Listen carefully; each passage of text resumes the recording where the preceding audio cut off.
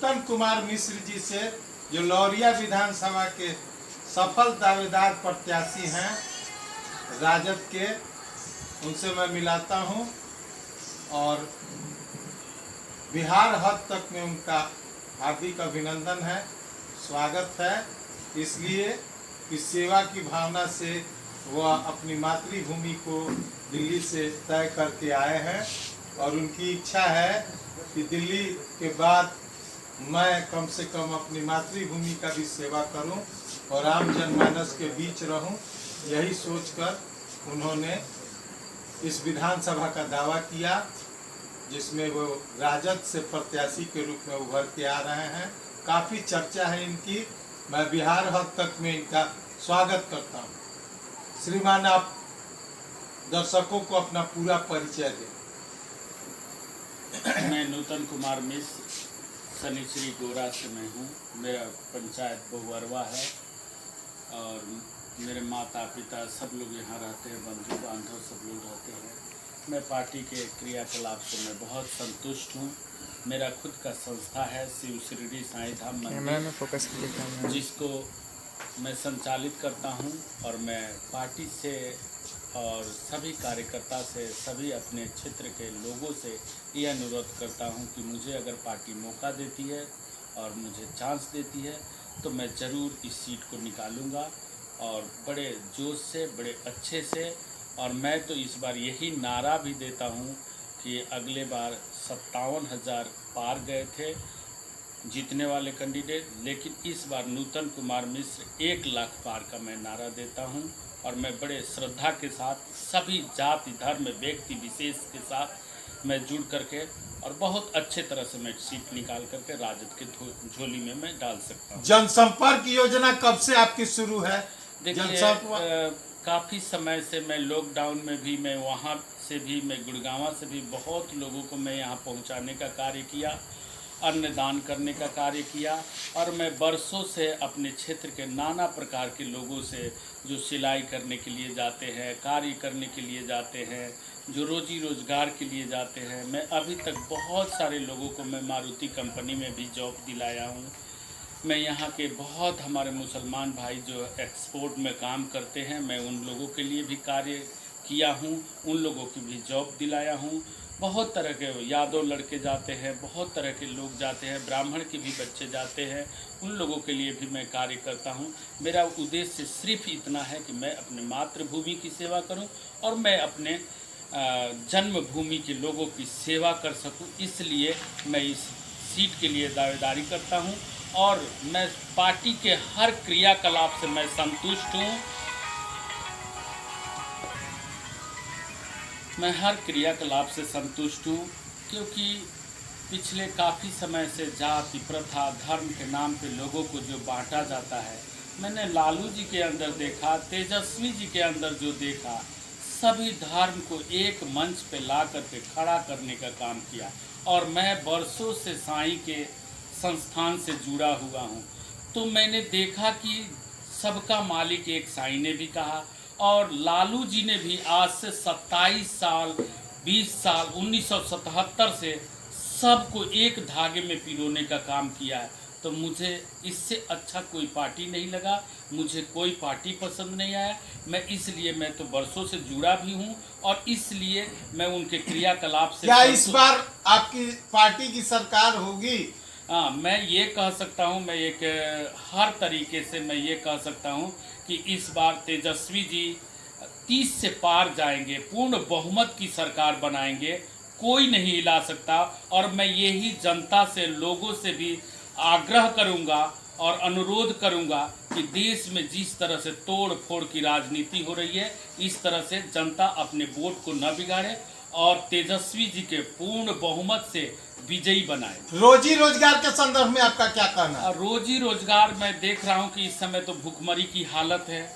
हाँ, देश में कोरोना के लोग देख ही लिया, कोरोना के बीमारी से इस समय जो नाना प्रकार की आपदा आई हुई है, उसमें सरकार की गतिविधियों को देख लिया। तो मुझे कहने की क्या ज़रूरत है, पूरा देश जान रहा है और पूरा देश देख रहा है कि नीतीश जी ने क्या किया, कैसे किया और किस गति से वो चल रहे हैं। आज तक जब मैं गुड़गांव में था तो मैं देखा तेजस्वी जी ने मांग किया बिहार रोडवेज से मंगाया जाए लोगों को। सर तो फेस इधर कीजिए, फेस इधर। हमारे यहाँ बिहार इधर, इधर। रोडवेज तो शायद है ही नहीं। एक भी कोई बिहार रोडवेज के बस नहीं गई लाने के लिए, जो तेजस्वी जी ने स्वयं कहा कि मैं अपने खर्चे से मैं बस दे रहा हूँ, आप बच्चों को मंगा लीजिए। जो हमारे यहाँ के जो जनता लोग हैं, जो गरीब लोग हैं, मजदूर लोग हैं, उनको मंगा लिया जाए, फिर भी सरकार ने नहीं सुना। पलायन के संदर्भ में आपका क्या कहना है? हमारे चंपारण से जो मजदूर आके पुनः पलायन, हाँ, जब उनको यहाँ कोई रोजी रोजगार नहीं मिला, एक तो वहाँ से सताए गए थे, वहाँ से उनको किराया भी देना, रोजी रोजगार नहीं, पैदल चल करके यहाँ आए कि मैं अपने घर चलता हूँ, मैं अपने जनता के बीच चलता हूँ, मैं अपने मातृभूमि के तरफ चलता हूँ, शायद मुझे रोजी रोजगार मिले और हम वहीं अपने देश में रहें। अब ये त्रासदी हम न झेल पाएँ, जो हम वहीं 2 रोटी कम मिले, 2 रुपया कम मिले, लेकिन मैं वहीं जा कर के रहूँ। लेकिन ये उनकी मनोकामना पूर्ण नहीं हुई और पुनः लोग वापस जाने लगे, दुखी होकर के, प्रताड़ित होकर के, कि यहाँ तो उससे भी ज़्यादा त्रासदी है। मैं आपसे पूछना चाहूंगा कि आपने जो दावेदारी इस विधानसभा की है, आपकी पार्टी कुछ खास वर्ग, कुछ खास लोगों को ही टिकट देती है और आप जिस समुदाय से आते हैं उसमें बहुत कम का उम्मीद है। इस बार समीकरण जो है उसमें क्या आप टिकट ले पाएंगे? ऐसा कुछ भी नहीं है। पार्टी को सिर्फ देखना है कार्यकर्ता और हमारा सीट कौन निकाल सकता है। किसी जाति धर्म पे हमारी पार्टी काम नहीं करती है, व्यक्ति विशेष के लिए कोई काम नहीं करती है, सिर्फ और सिर्फ अपने एजेंडे पे काम करती है। इसलिए मुझे लगता है कि मुझे भी कैंडिडेट पार्टी बना सकती है और मैं ये सीट निकाल सकता हूँ, निकाल रहा हूँ, मुझे ऐसा अनुभव है। इस बार लालू जी की सरकार सुनिश्चित है? 101% सुनिश्चित है। तेजस्वी? और तेजस्वी जी सीएम हैं तो हैं। आज तो 2 महीने के बाद चुनाव हो तो तेजस्वी जी को लोगों ने मान लिया है कि हमारे सबसे अच्छे युवा चेहरा जो हैं वो तेजस्वी जी हैं और सबसे अच्छा हमारे हित का कार्य जो कर सकते हैं वो तेजस्वी जी कर सकते हैं। तो लोगों ने मन बना लिया, आप कुछ भी करने से कुछ जन जागरण अभियान आपका कब से शुरू होने वाला है? मैं शुरू कर दिया हूँ। मैं आज ही यहाँ सुबह आया हूँ और मेरा सुबह से आप देख ही रहे हैं कि पब्लिक के साथ किस तरह से लगाव है।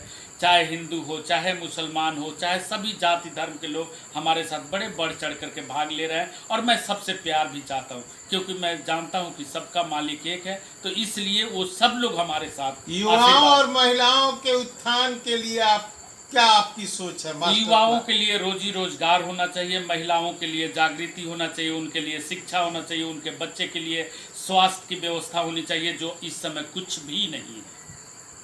वर्तमान में अगर आपकी सरकार हुई और आप तो सबसे पहले हम युवाओं को रोजी रोजगार देंगे, उद्योग लगाएंगे, बड़े बड़े कंपनियां लगाएंगे, जिससे हमारे युवाओं को रोजगार मिले, हमारे युवा बाहर न जाएं, हमारे शिक्षा का हब बने। हमारे यहाँ जो लोग बाहर नाना प्रकार के कोचिंग करने के लिए, पढ़ाई करने के लिए जाते हैं, शायद वो लोग आकर के हमारे यहाँ, हमारे पश्चिमी चंपारण के बिहार की भूमि में अच्छे अच्छे यूनिवर्सिटी बना सकते हैं, अच्छे अच्छे कोचिंग सेंटर खोल सकते हैं। इससे अच्छा वातावरण कहाँ का मिल सकता है? जहाँ पानी पर्याप्त है, जहाँ का जलवायु पवित्र है, जहाँ के वातावरण में प्रदूषण नहीं है। तो हमारे नहीं करने की वजह से ना यहाँ नहीं है। हम करना चाहेंगे तो सब कुछ कर सकते हैं और हम उसको करके दिखाएंगे, हमारी पार्टी करके दिखाएगी। और तेजस्वी जनता ने अगर प्रतिनिधि बनाया आपको तो आप इस पहला तोहफा क्या देंगे? सबसे पहला रोजगार के देंगे, शिक्षा के देंगे, चिकित्सा का देंगे। 3 मुद्दा है। हाँ जी, हमारा सबसे, मैंने इस विषय पे बहुत ऊंचे लेवल पे अपने भक्तों से, अपने लोगों से मैंने बात करके रखा है कि आपको वहाँ हॉस्पिटल बनाना है, वहाँ आपको चिकित्सा की व्यवस्था करना है। क्योंकि मैंने देखा है, मेरे परिवार में देखा है कि मेरे एक कर्जन ब्रदर थे जिनको ले जाने के लिए साधन नहीं मिला और उसके वजह से उनकी मृत्यु हो गई थी। तो एम्बुलेंस की सेवा सबसे पहले मैं शुरू करूँगा। जात जमात के संदर्भ में क्या कहना? मैं उसके पक्ष में नहीं हूँ। मैं जात जमात को कुछ भी नहीं समझता हूँ। सबका साथ, सबका विकास, सब हम एक साथ हैं। हमारी पार्टी भी इस विषय में कोई चर्चा नहीं करना चाहती है। साथ रखना चाहती है, सबको एक साथ बैठाना चाहती है। जी, ये थे लौरिया विधानसभा के उभरते प्रत्याशी नूतन कुमार मिश्रा जी, जिनसे आप रूबरू हो रहे थे। मैं दर्शकों को बताना चाहता हूं कि ये साईं भक्त थे। दिल्ली में प्रारंभिक शिक्षा इनकी यहीं से हुई, स्थानीय हुई। नहीं, मैं वाराणसी पढ़ाई किया, उसके बाद वाराणसी भी पढ़े जी, और बाहरी योग्यता भी इन्होंने प्राप्त की, अच्छी पढ़ाई की। उसके बाद ये आज ये राजनीति में आए हैं सेवा भावना से, शौक से नहीं आए। नहीं, ये नए कोई शौक उम्मीदवार नहीं हो हैं सकती है। जो पेशा और शौक से नहीं आए। इनकी भावना है कि मैं आम जनमानस में सेवा करूं।